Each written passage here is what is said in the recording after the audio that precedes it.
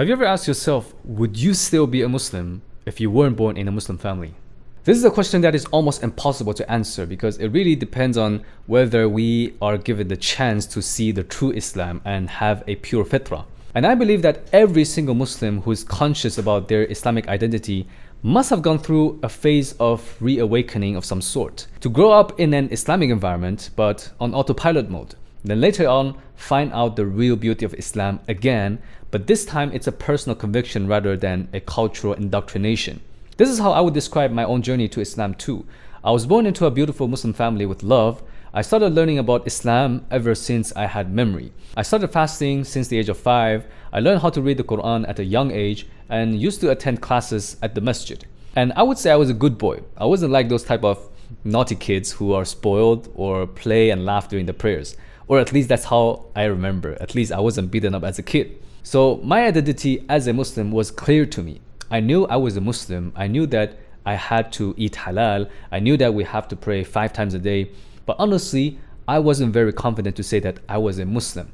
And part of the reason was because apart from my family and the masjid, the environment I was in wasn't very Islamic. I had my school education in Europe, then in Taiwan. In both places, I was one of the few or maybe the only Muslim in the class or even the whole school.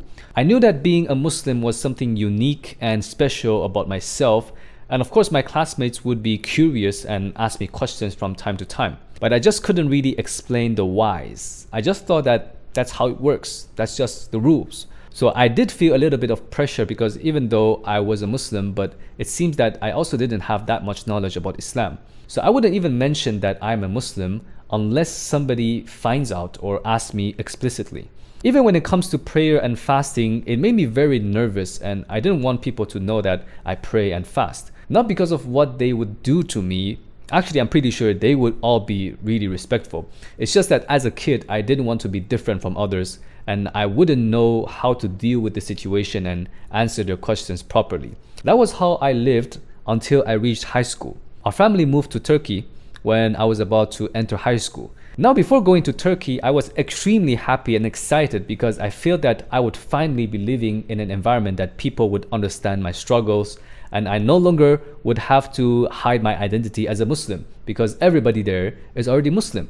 I was thinking that I can finally have delicious halal food that I never had the chance to taste, and there are so many mosques that I can pray comfortably in. While some of these expectations were true, I was still a bit too naive. Because for most of my life, I had been living in non-Muslim environments.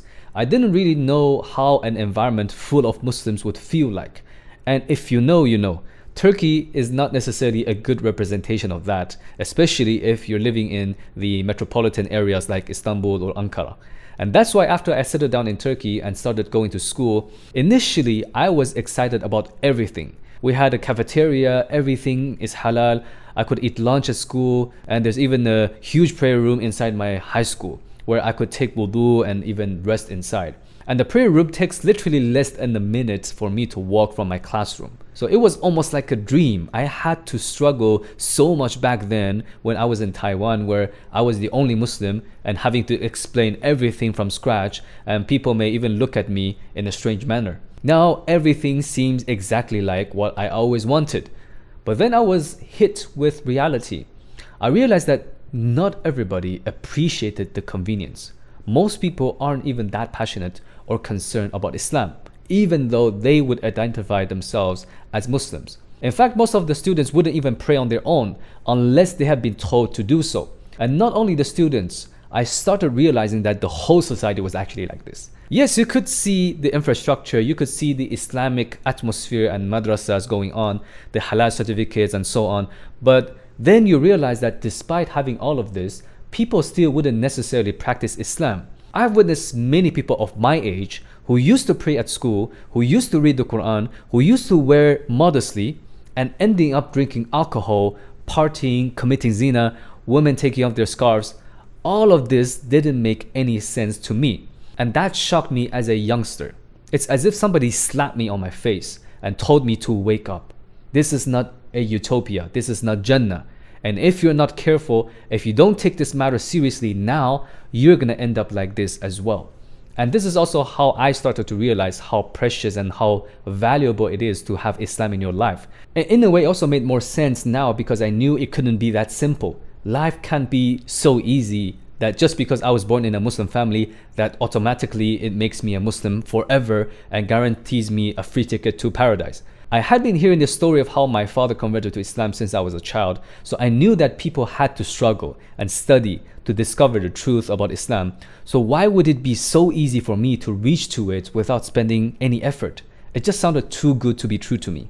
But because of the fitrah, I knew clearly that Islam is the only truth. So that when it comes to questions that I didn't know how to answer, I knew that it would be due to lack of knowledge from my side, not that Islam doesn't have an answer to it. So instead of having doubts, I just had more desire to do more research when I encounter very difficult questions that I wouldn't have thought about as a Muslim by birth. It was a very gradual process rather than an instant moment of realization. So that was a time when I finally started to treat Islam more seriously and dive deeper into the Quran to connect it to my own life. Because I previously had the feeling that somehow the Quran wasn't for everybody, but only for those who are religious and those who love literatures and cultures. Now looking back, I would say that reawakening and realizing the value of Islam really has to do with shukr, being thankful and appreciative of the blessings that we had since the very beginning. Because for most of us, we probably take Islam for granted since it's ingrained in our culture and our family. And when it gets so deep, it starts becoming difficult to separate between culture and religion. And therefore, many Muslims are also called cultural Muslims because they're following the practices due to culture rather than personal conviction. And this also shows again that Allah is just and fair. Just because you were born into a Muslim family doesn't necessarily make it easier for you to get to paradise. In the end of the day, if it wasn't because of the Hidayah of Allah, nobody would be guided regardless of your background. And this is the reason why when I talk about my journey to Islam, I would say it's also slightly different or even the opposite from the stories of how other Muslims start taking Islam more seriously. Because a lot of times, a person visits a Muslim country, they become inspired by it, they learn about the truth of Islam, they had good Muslim friends, then they decide to become Muslims. But for me, it was almost the opposite. I saw the dark reality of it. It made me quite uncomfortable. But also thanks to that, it made me more firm in my belief and forced me to take it seriously. Therefore, I personally wouldn't really agree that the environment alone will make you religious. You could live in a Muslim environment and become distracted, and you could live in a non-Muslim environment and become religious. The environment does play a big role in the foundation and giving you the knowledge and the tools to navigate your life in an Islamic way. But that is only the outer layer. In the inner layer, family plays a more important role. If it wasn't because of my family, if it wasn't because of how my father and my mother emphasized on the importance of Islam and being a good Muslim, putting me in Islamic schools or universities probably wouldn't make too much difference. And this is not to say that Islamic schools and madrasas are not important, but to emphasize that these are the places where you get the knowledge about the Deen. But when it comes to the practical akhlaq, it all starts from home. And a home without righteous parents can hardly produce good fruits.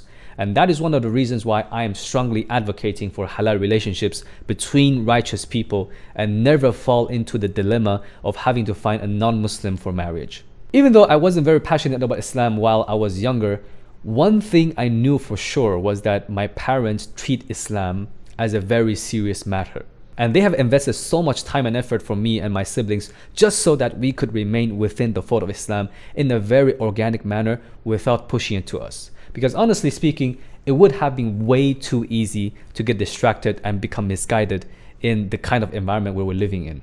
At the same time, regardless of which environment we're in, the challenge of maintaining our consciousness of being a Muslim is always going to exist. And it's definitely not a one-off transition. It's a long-term battle that we need to keep coming back to and reminding ourselves the purpose behind what we're doing by constantly renewing our intentions. So therefore, we need to constantly and sincerely ask Allah to guide us and keep us in the straight path, no matter how bitter or hard life gets. Let me know in the comments if you had a similar experience as a born Muslim. What was that moment of realization that Islam is not just a cultural identity that you inherit from your family, but a way of life that you want to follow out of your own will. Inshallah ta'ala, I hope this video was beneficial to you. Until next time, Assalamu alaikum wa rahmatullahi wa barakatuh.